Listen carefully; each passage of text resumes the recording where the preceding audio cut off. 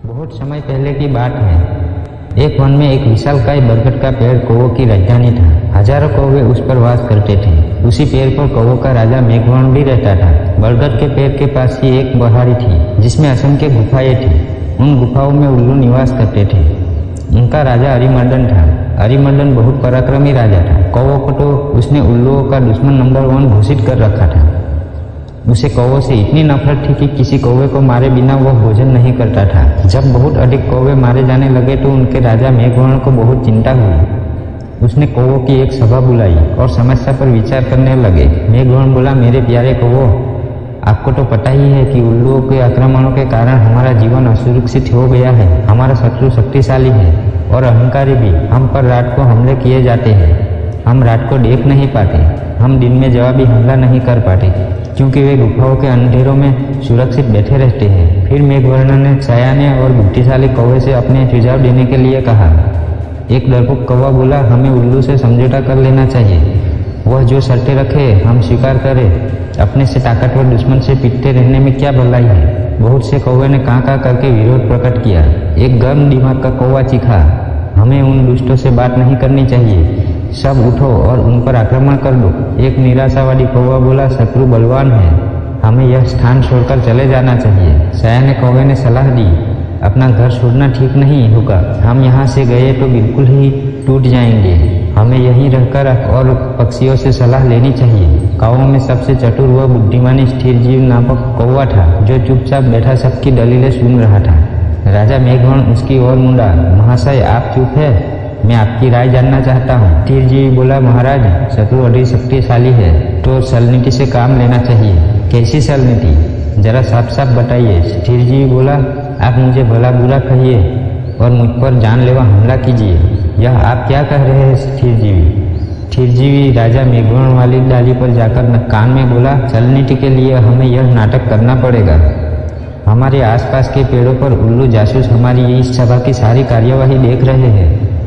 उन्हें दिखाकर हमें फूट और झगड़े का नाटक करना होगा। इसके बाद आप सारे कौवों को लेकर दृश्यमुख पर्वत पर जाकर मेरी प्रतीक्षा करें। मैं उल्लुओं के दल में शामिल होकर उनके विनाश का सामान जुटाऊंगा। घर का भेदी बनकर उनकी लंका ढाऊंगा। फिर नाटक शुरू हुआ। स्थिरजीवी ने चिल्लाकर बोला, मैं जैसा कहता हूँ वैसा कर राजा, क्यों हमें मरवाने पर तुला हुआ है?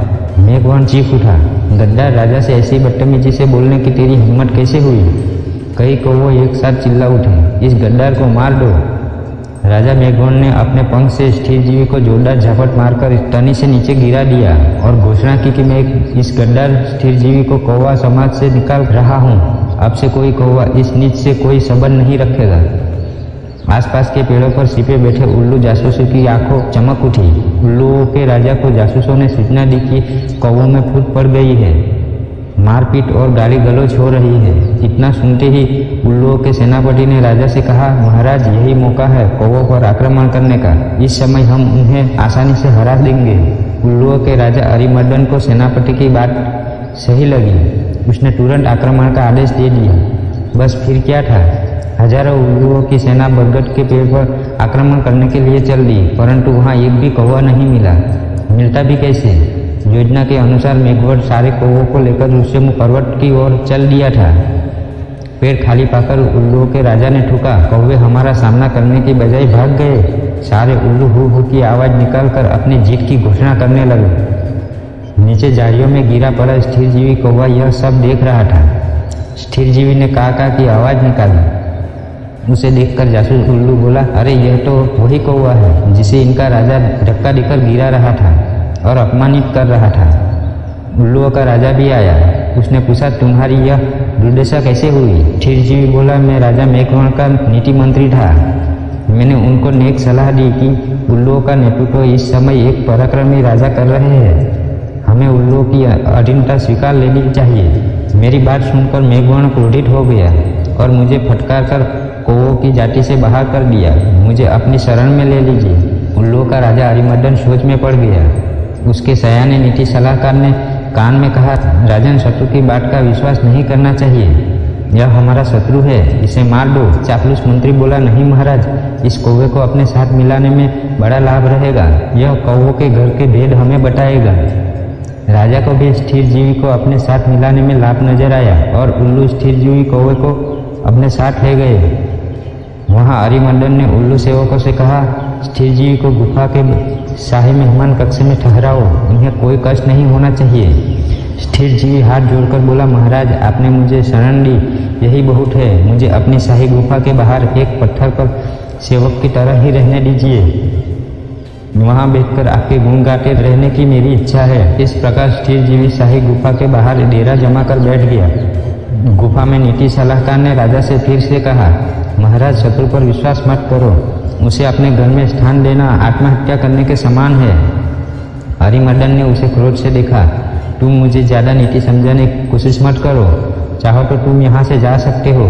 नीति सलाहकार उल्लू अपने 2-3 मित्रों के साथ वहाँ से सदा के लिए यह कहता हुआ चला गया, विनाशकारी विपरीत बुद्धि। कुछ दिनों बाद स्थिर जीवी लकड़ियाँ लेकर गुफा के द्वार के पास रखने लगा।